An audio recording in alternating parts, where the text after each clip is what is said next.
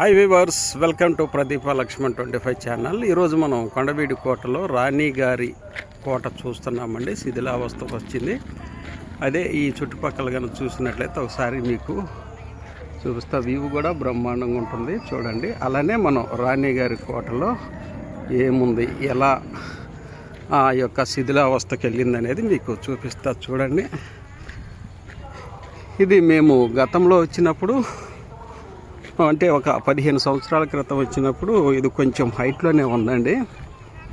ఆ తర్వాత ఇవి పునర్నిర్మించడం కోసం అయితే వీటిని త్రవ్వి ఆర్కియాలజిస్టులు ఇలా నెంబర్ వైజ్గా వేసినట్టుగా కనిపిస్తుంది చూడండి.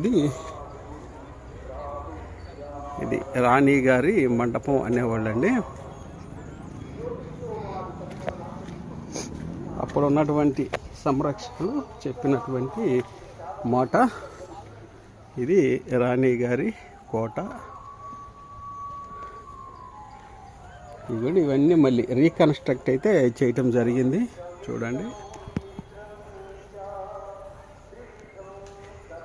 ఇంకొక ముఖ్యమైన విషయం ఏంటంటే, అప్పట్లో ఒక 15-20 సంవత్సరాల క్రితం అయితే ఈ యొక్క కోట చుట్టూ 4-5 నడకదారులు ఉండేవండి.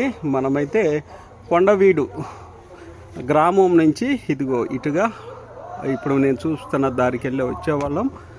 అక్కడ చూసినట్లయితే ఎక్కువ ఈ యొక్క కోట మీద ఎక్కువ మంది గుప్త నిధుల కోసం వేటాడేవాళ్ళు, గుప్త నిధులు త్రవ్వకాలు చేసేవాళ్ళు. అప్పుడైతే ఒక పెద్ద తాడి చెట్టు అంతా గొయ్యి అయితే తీశారు. ఇక్కడే మీకు చూపిస్తా చూడండి నెక్స్ట్ వీడియోలో.